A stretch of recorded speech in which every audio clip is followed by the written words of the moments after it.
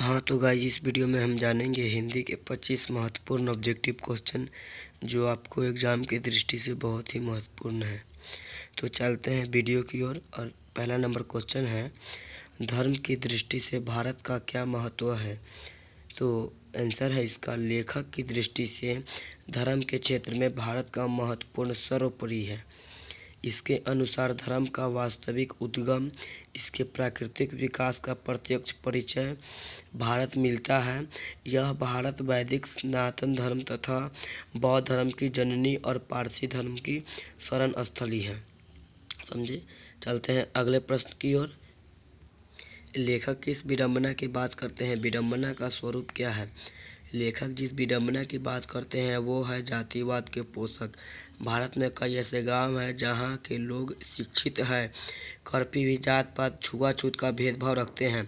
विडंबना का स्वरूप कार्य कुशलता के आधार पर श्रम विभाजन होना चाहिए, न कि जाति के आधार पर, चूँकि श्रम विभाजन जाति प्रथा के दूसरा रूप है। ठीक है, चलते हैं अगले प्रश्न की ओर। सेन साहब के परिवार में बच्चों के लालन पालन के लिए किए जा रहे लिंग आधारित भेदभाव का अपने शब्दों में वर्णन करें।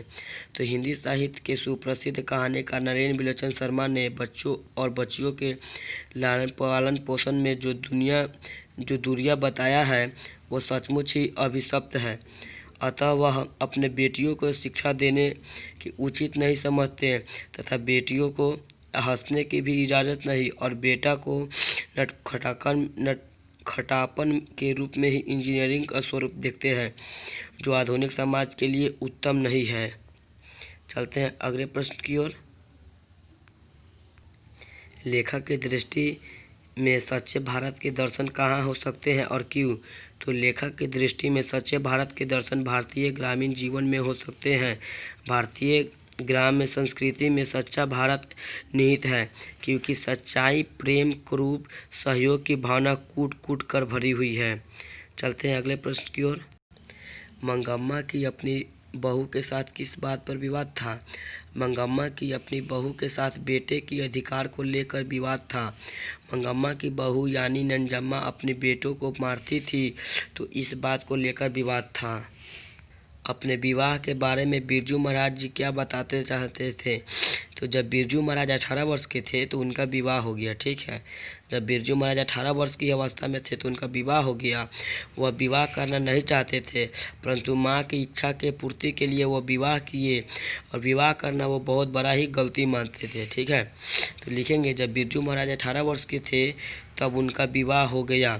वो विवाह करना नहीं चाहते थे, परंतु माँ की इच्छा के लिए पूर्ति के लिए जो है सो वो विवाह करे।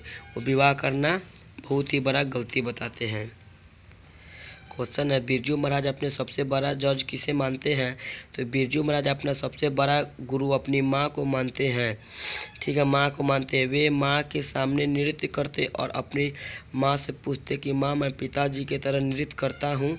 तो माँ बताती कि हाँ, तुम दोनों एक ही जैसे नृत्य करते हो। चलते हैं अगले प्रश्न की ओर। और गाइस, वीडियो अच्छी लगी तो वीडियो को लाइक करें, शेयर करें और चैनल को सब्सक्राइब जल्दी से कर ले। क्वेश्चन है, लेखक किस विडंबना की बात करते हैं। विडंबना का स्वरूप क्या है। तो लेखक आधुनिक भारतीय समाज की नींव की दीनक की तरह चाट रही जाति प्रथा की बात करते हैं, जो हमारे देश की उन्नति का सबसे बड़ा विडंबना है।